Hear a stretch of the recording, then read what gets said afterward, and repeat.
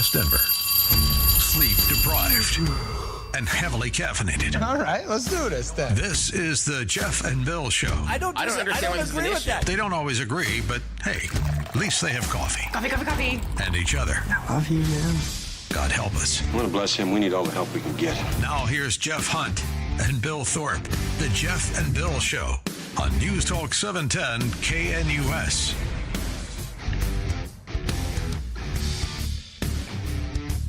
Seven a.m. in the Mile High City on this Friday, September 5th, 2025. Good morning, Denver, Colorado. You've tuned in to the Jeff and Bill Show, News Talk 710 KNUS. I'm your co-host, Jeff Hunt, along with Bill Thorpe, bringing you the freshest insights, hottest takes from the right, left, and center. It was a spicy day yesterday as Robert F. Kennedy Jr. sat before the Senate Finance Committee, take questions about his leadership of Health and Human Services.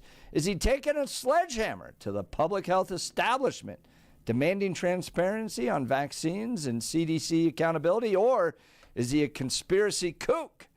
That's where the boundaries were yesterday, and boy, they got to fighting. Let's go to the phone lines. Joan in Lakewood. Good morning, Joan. You're on with Jeff and Bill. Morning. Good morning. The first thing I want to do is tell you that Kennedy is Chris DeGrew Kennedy. That's how he prefers to be called. And I'm very excited you're having him on. And the next thing I want to say is, Bill, just try and refuse a hepatitis B vaccine on your 24-hour-old newborn. This is one of the things that they're looking at with this vaccine schedule. Is it really necessary for these newborns to be vaccinated with hepatitis B? And I am not anti-vax. I actually fought very hard to get single vaccines for both me and my husband, and they're not easily available. It was one of the ones that you could get without a prescription. I'm not sure how it is now, but that is another thing. And lastly, I think that Hawaii has come out and said they're going to form a health coalition with California and Oregon and Washington. And I bet there'll be a lot of pressure on Polis to join that coalition. And here's the thing. I think that Colorado had one of the lowest vaccine rates in the United States before all of this COVID and stuff, because a lot of the people in Colorado are very well educated and they read and they are concerned. And you should be in the schools and watch how they pack their lunches for their kids, and you'll know that they're very concerned about what you put into people's bodies. What information are you using to come to the conclusion that we were one of the lowest vaccinated states in the nation? Because I can't find that. How do you come to that conclusion? You can go to the Colorado Public Health and get those rates. That's one of the things they fight with when we have to have these vaccines because we have one of the lowest rates. They'll tell you that on a regular basis. Now, the hepatitis B vaccine is not mandated per se, but it is mandated if you want to take your kid to child care or school. So you do have a choice. You could just keep your kid home, not take it to child care and homeschool the kid, so you wouldn't have to get the Hep B vaccine. I'm talking about the first 24 hours in hospitals. Again, do you have a choice there? Sure. You have a choice to have the baby on the sidewalk. Okay. Didn't you have the choice? Because the thing is, you're talking about mandated, and that's the idea is, you cannot vaccinate your kid, but you can't send them to school then. Okay? That you still have that choice. You still have it, Joan. You still have the choice. You could homeschool the kid. You could take the kid home early. You could even have a home birth. Yes. All of those things would be acceptable. You could have a home birth, and the kid wouldn't have to be vaccinated at that point. Yes. Okay. You do have a choice. So why are we vaccinating the babies for hepatitis? Because it's a dangerous illness. Really? Yes. Yes, it is. Okay. Listen, you need to investigate some of the things that are out there And it really comes down to risk assessment. You assume I haven't, Joan. You assume I haven't. With respect, Joan, I have a child that went through a horrible process during birth and almost died. Okay? Most of his internal organ systems were off after birth. Okay? His brain and his heart were the only internal organ systems that were functioning on their own. We went through a long process of investigating medical procedures and specifically vaccines when he was growing up. We delayed and changed part of his vaccine schedule with the help of our doctor. We did change it. He has all the vaccines, but we didn't do it on the exact same schedule. I, as a parent, had that ability to do the research and make the changes. So when I push back and talk about parents making choices, I know exactly of which I speak because I've done it. I don't think that's the concern. What I saw in the debate, and I'll go back to what happened in the Senate yesterday, was with regards to undue influence within the vaccine schedule. We're at now 70 plus vaccinations. If you include COVID, we're at 90 plus before they're 18. Do you think that they're all should be on the schedule, Bill? Again, I don't know if I could go through all 70, so I can't tell you per se. But here's the thing. What I do know is that all of those vaccines have gone through trials and been tested and been approved. And so I would have to see that the science behind them is flawed or faulty based on what they're doing. So you don't think there's undue influence coming from the pharmaceutical company? No, I have not seen it so far. No, I don't.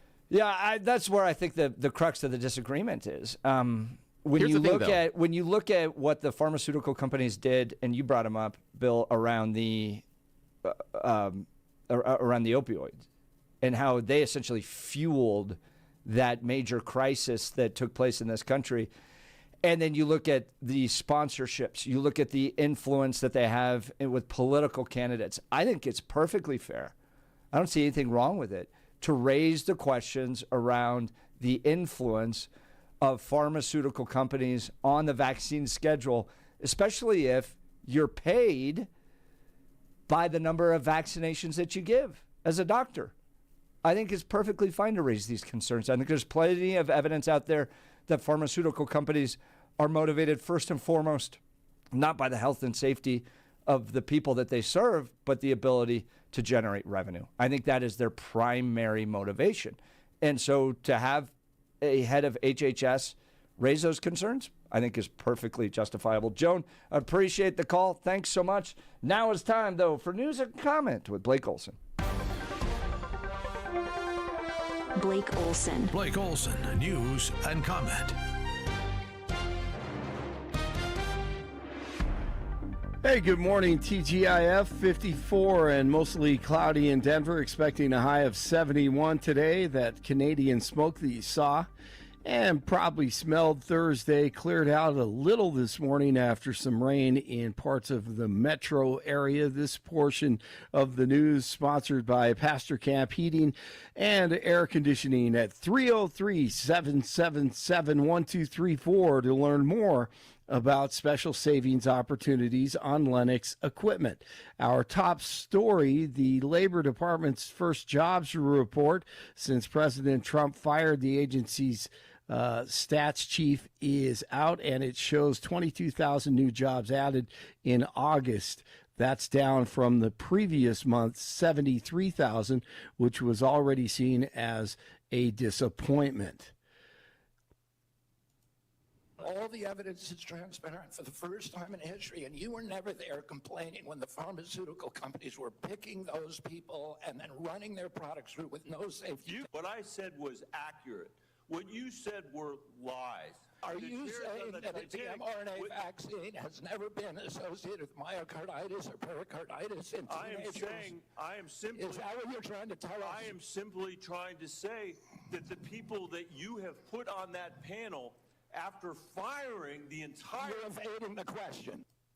That was Colorado's Michael Bennett. RFK Jr. listened and held his ground against politicians like Bennett, who get paid, a lot of them, over 90% of them get paid by Big Pharma. This happened on Thursday, of course. The whole thing was a waste of time, it seemed like to me. RFK Jr. trying to make us healthier, and because I'm a child and love to laugh at serious stuff sometimes and get different perspectives. Here's Louder with Crowder. Listening to Bennett in real time yesterday, they were amused by him. Would someone please think of the children? Okay. Do you mean the ones who didn't want to serve for 2 years? The ones who didn't want to serve for 2 years? Hey, do you get any contributions from the teachers union? I don't know. How much did you get? What was that number? What was that? I'm confused. What was that? Would somebody please think about people who are getting sick? Okay. Do you mean like people who are forced to die alone? Do you mean like the mental health epidemic that we have now in young people, which we told you would take place? You mean like that? Do you mean like the myocarditis, which, by the way, he sighed some, I won't talk about myocarditis, okay? Well, I enjoyed that. That is good. Oh, that is a man. good impression. It's so good. It was so good. I almost drove off the road yesterday. I happened to hear that, and Michael Bennett comes on there, and they went on and on. It was great. Well, oh, man, you need to get him to call the show, Jeff. Come on. A recent poll shows that many Denverites think the jury is still out on Denver Mayor Johnston, with 51% saying he's started moving things in the right direction but needs to do more. Democratic pollster from the Colorado Polling Institute, Kevin Ingham, says it'll be interesting to see if the numbers pivot. It really becomes, do they feel like enough has been made at the point in time when he starts asking voters for their vote for re-election? Johnston's favorability and unfavorability ratings are at 46%, but unfavorability has increased 8 points since last year. A majority of Denver voters say the mayor has made progress with the homeless. D.C. is suing DJT over what it says is a military occupation of the city. The lawsuit filed Thursday claims that by sending the National Guard troops to D.C., Trump has run roughshod over a fundamental tenet of American democracy that the military should not be involved in domestic law enforcement. They're angry that innocent victims are not being murdered in D.C. Wow. 47 wants to change the Department of Defense to the Department of War. He's expected to sign an executive order today to officially rebrand the department. Congressional approval will be needed to make the name change permanent. Boeing is hiring permanent workers to replace thousands of union employees who are on strike at its St. Louis area facilities. And DJT, a dinner host to more than 20 high-profile tech CEOs Thursday at the White House. The guest list included Meta founder Mark Zuckerberg, Apple CEO Tim Cook, Microsoft founder Bill Gates, OpenAI founder Sam Altman. They took turns praising 47 as they push for limited regulation on artificial intelligence. I hope so. Elon was not there. Nationwide student walkouts set to take place today in response to the deadly Annunciation Catholic School shooting in Minneapolis.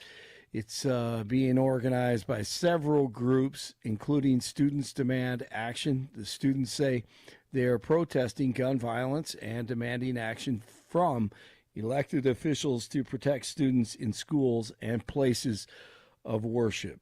We need armed guards on every campus. The NFL kicked off last night. Cowboys had really 3 or 4 really good chances to possibly win this game. They lose it. 4-man pressure, picked up. Prescott's throw is caught by George Pickens. And then the clock was stopped. another opportunity. Prescott looking middle, covered, coming downfield for a win. CD couldn't hang on. And in the end, the Eagles win it 24-20. There was a 1-hour lightning delay, and Jalen Carter kicked out of the game 6 seconds in after spitting on Dak Prescott. Broncos kick it off Sunday at 2:05 at Mile High against the Titans. 53 in Aurora, 52 in Littleton, 54 in Denver. Jeff and Billy continue. Blake Olson, News Talk 710 KNUS. Cooler temperatures, a smoky haze, cloudy skies, and there will be a few isolated showers and thunderstorms today. Highs only low 70s. Lows tonight will be cool down into the mid to upper 40s. Warming Saturday to the low 80s, partly cloudy, and a late-day isolated thunderstorm. Lower 80s with a better chance of thunderstorms Sunday. Weather is a service of L&L Heating and Air Conditioning. For quick, trustworthy, and dependable service, call L&L Heating and Air Conditioning at 720-851-1691. Visit them online at bestdenverhvac.com. You'll be comfortable with L&L. Meteorologist Don Day in the 710 KNUS Weather Center.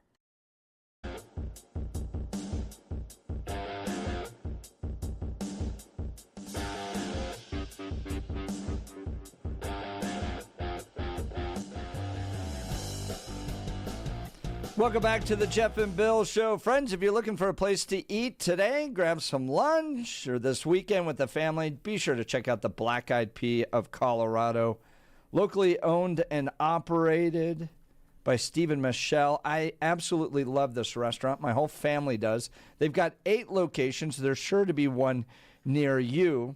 Bottom line, you want to take the family out to eat at the Black Eyed Pea. Go online at blackeyedpeacolorado.com and check out their featured menu that they run throughout the different seasons in Colorado. They have special barbecue menus, burger menus, potato menus, and more. They've built a reputation in Colorado for the best home-cooked meal away from home.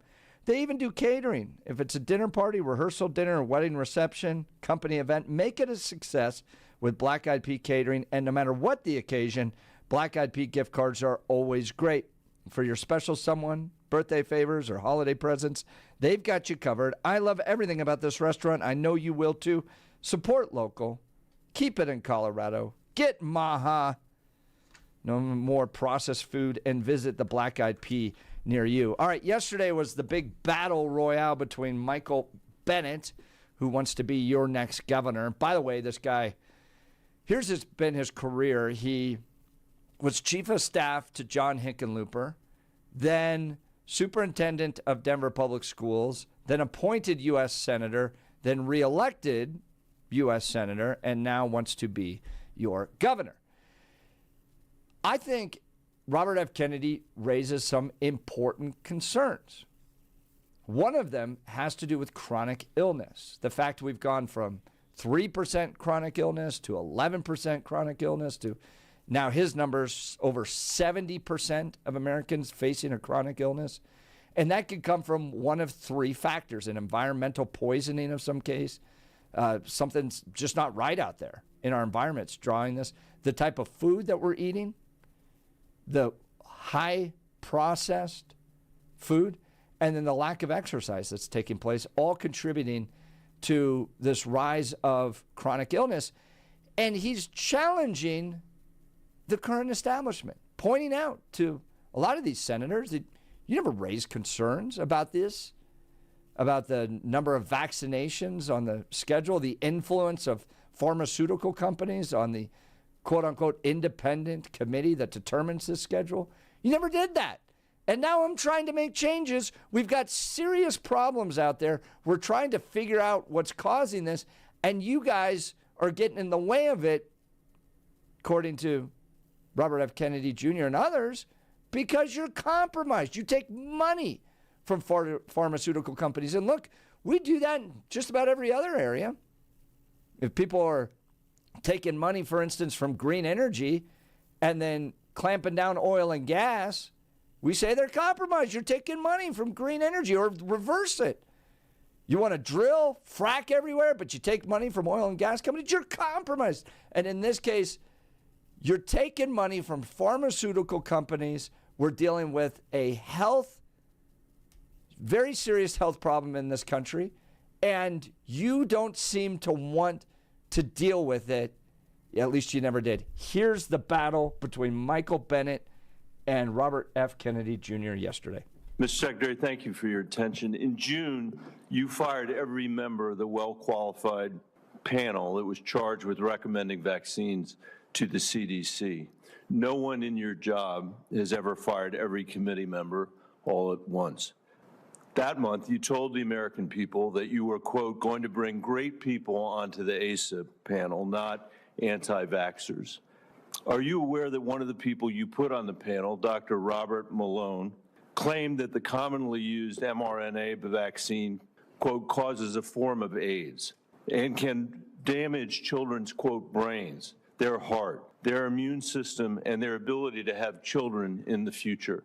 Yes or no, Mr. Kennedy? And Dr. Malone is one of the inventors. Yes or no? Yes or no? Were you aware that he had that view when you appointed him to this panel? Dr. Malone is one of the inventors. As I said, Dr. Malone is one of the inventors of the mRNA vaccine, so he knows a lot more about it than I do. Mr. Chairman, that statement is not true that Dr. Malone made, just as it wasn't true when you wrote that, quote, African AIDS is entirely different from Western AIDS.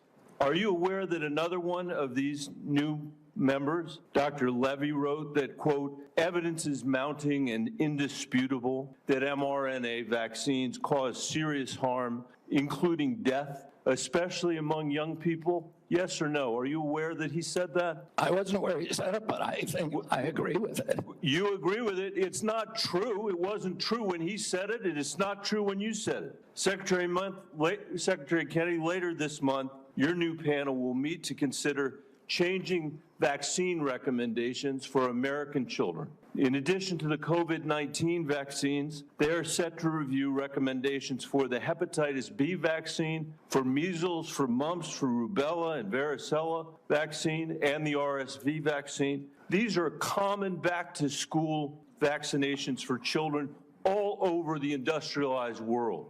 If you change that, you owe parents in Colorado and across the country the benefit of some transparency, I think. If your panel recommends changing the vaccine schedule for children, do you anticipate that fewer children will receive these common vaccinations, yes or no? What I would say, Senator... The obvious answer is yes. Should parents and schools of Colorado be prepared for more measles outbreaks as a result of that, Mr. Secretary? Senator, how about more mumps outbreaks? I do not anticipate a change in the MMR vaccine. ACIP is an independent panel. So well, it's a panel. You just put those folks on. Far from what you said, they're people with ideas that are completely outside the mainstream. You mean out of the pharmaceutical paradigm? Let me just say, Mr. Secretary, all these vaccines that we're talking about today are free and accessible to parents today in America who have the freedom to be able to make that choice for their children. Will that be true after your handpicked panel makes their judgments about these vaccines?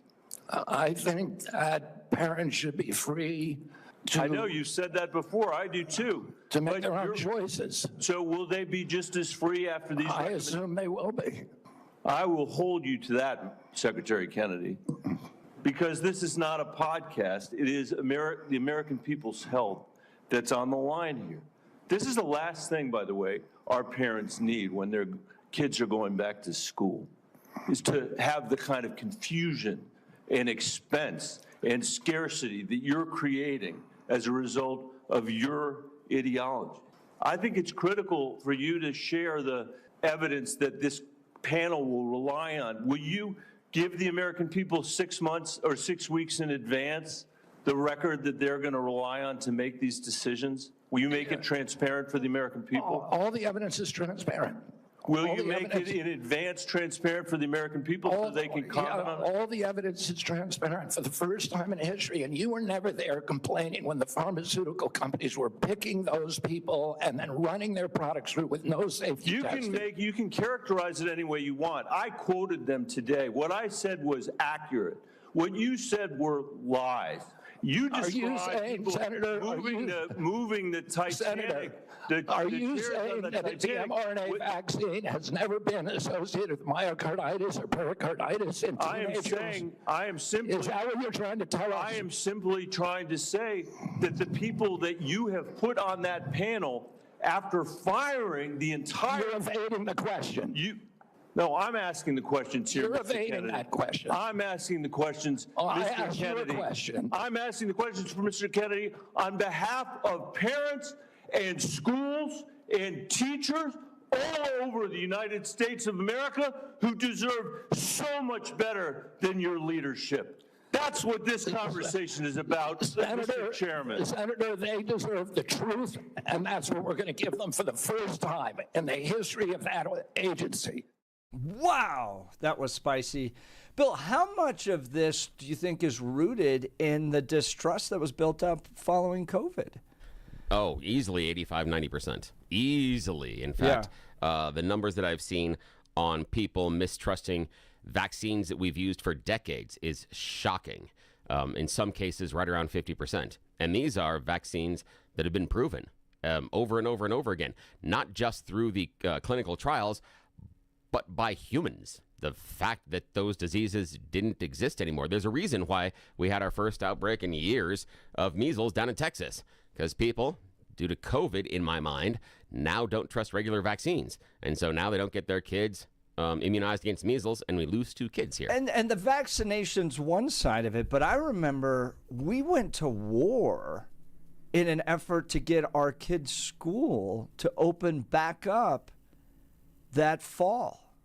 We anticipated that there would be very serious consequences on these kids to keep them isolated, to keep them away from in-classroom instruction. And if you remember, Douglas County had to fight Tri-County Health. And I raised this concern back then that we had given way too much power to these health officials, because the health officials' entire mindset, right, was all geared towards what they believed was the best decision regarding someone's health, okay? That's a component, not the entirety. That's a component of the decision-making process as to whether or not to open. You know, businesses, the economic impact, the long-term health impact on these kids, parents, families. And I specifically made a video early on calling on the Douglas County commissioners at the time to find a way to not allow these health agencies like Tri-County Health to be able to have the trump card, to walk in and go, we're the ones that get to make the decision as to whether or not your kids go back to school this fall. And our analysis of COVID is that you're going to miss out on this next year. And I just didn't think it was right that the system that we had set up allowed these health professionals to have the ultimate trump card. And that was a big battle. That was a big battle to get these schools reopened, to fight back against Tri-County Health, to the point where the county itself is no longer a part of Tri-County. I don't even think Tri-County Health exists. They had to go to that level to fight back. So, yes, COVID vaccination is part of the concern of this, but all the lockdowns we went through, the walk down the supermarket this particular direction and not that direction, put masks on your preschoolers, videos of people getting kicked off of airplanes because their toddler wouldn't have a mask on it. Everything we went through during those early days, I think, built up a tremendous amount of distrust with these health agencies, and it's playing itself out right now in these debates. Yeah, I think it is. But again, I also say that there was a whole bunch of misinformation and wrong information that was out there during the time that helped people come to incorrect conclusions. And I understand what you're talking about, going to war against the schools and having them reopen. Now, I don't think that this was intentional by you, but I think it is illustrative of the problem that in your question and your problem about the kids and the parents losing the language, losing time and getting open the schools, the one component that you did not mention, again, I don't think it was intentional, but I think it's illustrative of as far as a component that not everybody, most people ignored, the teachers. We didn't discuss the impact on the teachers, and what I mean by that is doctors will tell you, teachers will tell you, And parents will tell you, when your kids go back to school, you're going to see an increased incident of illnesses. Correct. Because they're now in larger groups, and both the students and the teachers get sick. Part of the reason that we closed down the schools was because we didn't want the teachers getting sick. Correct. And part of the argument that I haven't had anybody make very well so far is why, during that time, the teacher should put her health or his health at greater risk inside of that school situation at that time. Because what I mean is, if that teacher gets sick and is seriously sick, that's going to the hospital. That is creating an economic burden potentially on them, if not something incredibly serious. We've had things like long-term COVID, and you had people pass away. And so the idea being that you're saying to teachers, because I need you to take care of my kid and I need you to do this, and classroom instruction is so important, you need to roll the dice that you could possibly get seriously ill, end up in the hospital on a ventilator, or pass away. It is that important. And I submit that is not what the teachers signed up for. We had a really bad plan. I don't think the schools should have been closed that long, but we have a problem of getting the kids into school. Now, I'll tell you what would have solved this, but this is nothing that we could have solved at the time. This is something that is a systemic problem inside of our public schools. Classroom size. That's your problem. Yeah, inside but of the public Bill, schools is too many kids. We're down a rabbit hole. The issue actual, is the teachers. No. The actual issue was who makes the decision. I know that, but here's the idea: is wait, Jeff, hang on a sec though. In that entire thing about arguing over Tri-County Health making the decision or not, the thing that is not talked about in that decision-making process is the impact on the teachers. We ignore that. That's part of the thing that Tri-County Health had to go through. It's fine for that concern to be raised. I'm not saying it shouldn't be raised. It should be.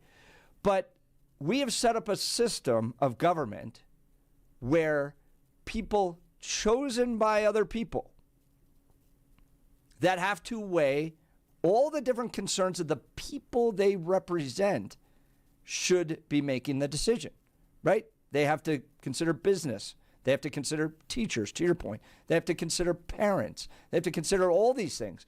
What we had set up, though, was an unelected, singularly focused entity was allowed to make a decision.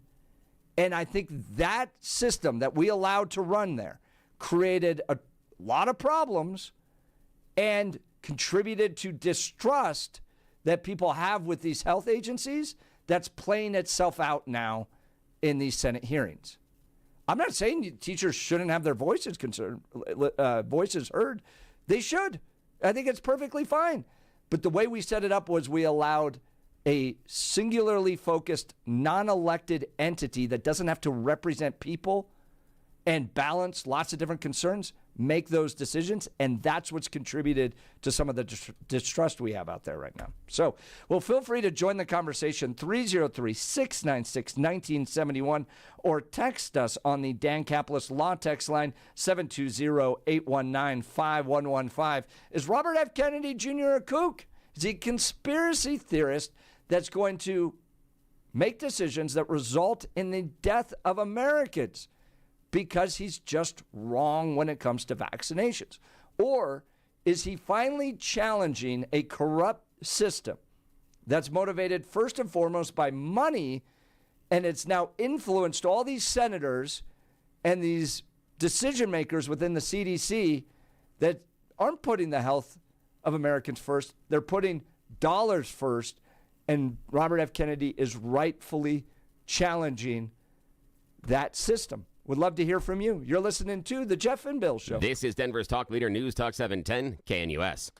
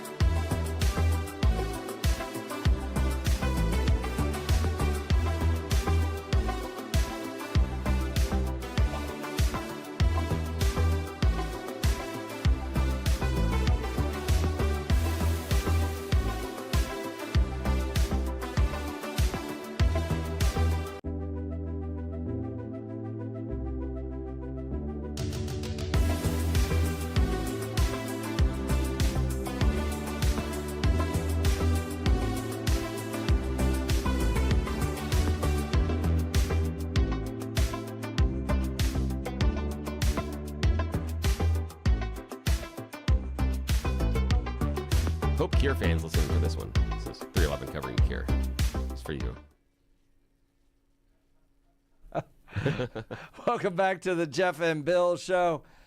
It is spicy on the phone lines and text message lines, as well as in the halls of the U.S. Senate. And one of the bigger questions to all of this is, as you watched yesterday, can you trust our government to be making good decisions regarding your health care? Because it just seems like the whole thing is just rife with special interest, doesn't it? Yeah. How many of us watching yesterday went, these are the best we can do as far as people in charge? I mean, I can't think that any of us listening to the Jeff and Bill Show walked away from any clip you saw yesterday and thought, I feel better about our government in charge, regardless of your political persuasion. There's none of that made you feel better about the people in charge and making decisions. It was silly. I mean, the whole system, 27 U.S. senators get 5 minutes. Yeah. Just awful. And again, and do you think their motivation is not, and we saw this too with the mayors that were down there trying to defend their sanctuary city policies. Yes. Get the clips in so you can get the fundraising emails going. Yes. And the thing is, okay, now we went back to the Bennett thing, and I appreciate you played that earlier this morning. Hopefully everybody got that. We played that in its entirety because, one, he's our guy that is running for governor. And now all of a sudden he seems to be confrontational and has found a spine. But that part also was illustrative of him not doing his homework, or his staff not doing his homework, because, and I teased this in the first hour in that clip, RFK Jr. steps on a rake, and Bennett isn't clever enough or well-informed enough to take advantage. And if he could have, it would have been the clip everybody plays the next morning. And it is right near the end when RFK Jr. starts challenging him on myocarditis and pericarditis in teenagers after getting the vaccine. That is a legit question. But Bennett and his staff didn't do their homework. And I've had these debates with many, many people. And personally, I love it when someone brings up that issue. It is fantastic because you just stepped on a rake. And here, the handle is about to smack you in the face because myocarditis and pericarditis instances are significantly higher in individuals that get COVID than in individuals that get the vaccine. So if we are worried about the effects of myocarditis and pericarditis, the vaccine is actually the best preventative against that based on numbers and math. That's been proven in studies. So if we're worried about that, you then would say, well, I don't want kids getting this. They then should get vaccinated as the best way to prevent it because you're much more likely to get the COVID. However, it's used as a knock against the vaccines. And Bennett could have taken advantage by simply using that bit of information. And and this is what he should have done. If RFK Jr. starts getting mad, no, that's not true, no, that's not true, then you just do a little bit of a challenge as far as let's see who's true, let's go to the tape. He could have presented it. In fact, he could go as far as to cite the medical studies and then challenge RFK Jr. the idea of being, oh, how about, this is just off the top of my head, Bennett saying, hey, if I'm wrong, I'll resign my Senate seat, but if you're wrong, will you resign your seat? And see what happens. If he had done that, if he just had said that alone, it would have been the only clip that everybody plays next morning at the, as the recaps. That would have been it. Bennett, that was an audition tape. You heard the 6 minutes. Bennett was auditioning for governor. He was trying to show you that, yes, I'm going to hold people accountable. I've got the spine that I haven't shown for the last 6 or 7 years. But he missed it because he only has 5 minutes and he didn't do his prep work. He didn't do the research and his staff didn't do the research. They didn't have him set. But, oh well. Missed opportunities. That's another reason why I should never be elected to office, because boy, am I going to be a problem. There is some studies out there that find that the risk of myocarditis jumps after the second dose of the mRNA vaccine. Yeah, while true, when you're looking at the total exposure and the total numbers, myocarditis and pericarditis is exponentially greater in individuals that have gotten COVID, the actual virus, than get the vaccine. So while there is an instance of it happening as a side effect of the vaccine, and I don't say that's a good thing, but if you are at the core concerned about someone getting pericarditis or myocarditis, they are much more likely to get it by getting COVID than by getting the vaccine. That's the issue. So if you're really worried about it, then you tell people to get the vaccine, because that would prevent what you claim to be worried about. If you're just concerned that the vaccine causes it, you're just mad about the vaccine, not about the actual illness. That's just it.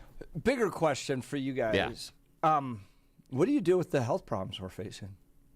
Now, what do you mean? Define health problems. What do you mean? 70%, one of the stats that Robert F. Kennedy mentioned yesterday, and I think it's probably close to being pretty accurate, is that we're dealing with a lot of chronic disease in this country. What is, in your mind, Bill, the source of that? I don't know. I guess I don't think there is a source.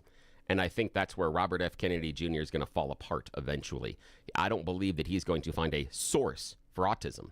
I don't believe he's going to find a source for chronic disease, because I imagine that everybody, based on genetics, lifestyle, and other things, that will impact. Do you think there's it's gone probably up, going to be a though? series of things. Oh, yeah, sure, it's gone up. So what do you think is causing that? Again, a wide variety of things. Everything from lifestyle to what we eat, to a wide variety of things. However, you know what I don't think it is? I don't think it's because of the vaccination shots. I don't see any causal relationship that's been demonstrated there. I see stronger correlations between and causations between bad diet, bad exercise, and also bad choices. Things like, vaping, smoking, alcohol, stuff like that. Do you think, though, that it's good? One of the big things that Robert F. Kennedy Jr. is trying to do is get upstream so that the medical industry isn't just responding to these chronic problems, but get upstream of it so that we're solving these before they become major problems. And he mentioned some books out there like Good Energy and things like that. Do you think it's appropriate? Do you applaud him for trying to get the healthcare industry less focused on late-stage confrontations of chronic disease and addressing it ahead earlier? I've been hearing for well over 15 years the idea of addressing these health causes earlier. So he's not new to this. This is not a new tune. The problem I've got is he's playing the wrong song. I believe that he is misdirected in where he's looking for these causes and problems. One of the things that we could have done a long time ago were, again, removing things like red dye number 5, removing some of those chemicals inside of our foods. Yes, absolutely. Our overly high processed foods, but those are the ones that are also the least expensive. However, if we think it's such a great idea for this government agency to be telling people and mandating things about food and what we should eat and lifestyle choices, let's just imagine, just for fun, a President Polis. Him and his no meat days. Would you be in favor? And I'm just saying, not you personally, Jeff, but you, our audience. The idea that Polis says, hey, eating red meat more than this many times a week has been shown to cause an increase in heart disease and blah, blah, blah. So we now need to go meat free. We are now going to make constraints and controls on how much meat you can eat every day. We are going to control and we're going to mandate that inside of those McDonald's burgers, they're going to have to be at least 75% impossible meat. And the rest of it can be real meat. We would not be in favor of that. So what I'm concerned about is the idea of saying, well, what we need is the government to take control of this and tell us exactly where and how. Because it's the same argument against the vaccines. The government closing down the schools, telling us we had to get vaccinated, and controlling our lives. Then I see the same thing on the other end. The idea that at the core, if we're going to get to what Robert F. Kennedy Jr. feels is the causation, it's about control. That's it. That's what I'm seeing. I see that we're going in the same direction, where if it was a different party, people would be screaming and yelling from the minarets about how dangerous this is. Okay. I see, what I see is we have allowed big food, big pharma, and you're seeing this now in stories coming out that food companies are looking to offset Ozempic and the impact of Ozempic by adjusting their food to make it more addictive. Yes. I think what has happened in this country is big food has figured out they can make a ton of money by selling us really terrible things. They don't have to deal with the costs of it down the road. That's a healthcare cost. And so when I look at the current state of our country, the chronic diseases that we're facing, I put a majority of it, not all of it, but a majority of it on the food that we're consuming and the fact that industries, and we've seen this over and over and over again, whether it's tobacco, opioids, gambling, those types of things, have figured out that addiction is very profitable. They're making a lot of money off of it. And what you have right now is a guy that's trying to confront that. Is he right on everything? No, but nobody's right on everything. Here's the thing. And he's willing to confront that industry, and I applaud him for it. Now, I know we need to take a break. And, Jeff, I'm going to give you a story when we come back to prove that you are exactly right about the manipulation of our food. I have a direct example from a study that I read in the last 2 months. And I'll share it to confirm exactly what you were saying about the manipulation of our food and getting us addicted to it. Yeah, we'll talk about it after this break, but you are absolutely correct on that point. You're listening to Jeff and Bill. This is Denver's talk leader, News Talk 710 KNUS.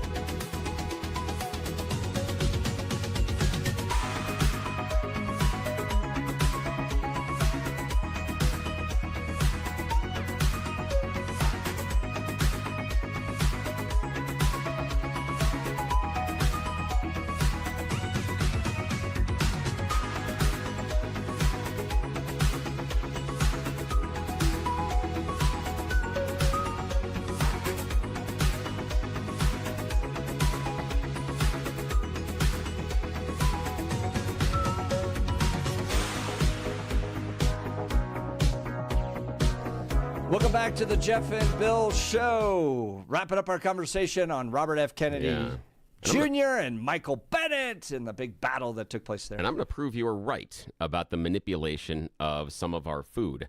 Ran across a study. It was a food study about 2 months ago. It was very intriguing. It was about the development with a brand of oatmeal. And what they found was during the taste test, it was never about which one tasted best. That was not how during this development of this brand of oatmeal did they view which one they were going to eventually bring to market. Yeah. It was how fast you finished it. That's how people were measured. It was irrelevant based on how you were tasting, and they went back to the drawing board numerous times to increase the additives in the oatmeal, not based on health, but based on consumption. And so if they could add something, and one of the kickers was salt, increase consumption rates dramatically. And so they found out that if they manipulated and put more chemicals into this food, that people would consume it more and quicker. And they liked that because then it led to the idea that you would consume a second, or you would go back to the store quicker and you would consume it more often. Well, there's a a fascinating book on that point, Bill, called The Least of Us, which gets into how they created fentanyl, the whole system. Everything was designed. And they trace back our addiction, not to entry point drugs like marijuana, but sugar. And Big Foods figured that out. Yeah, they have. Lots to continue to talk about. You're listening to Jeff and Bill. This is KNUS.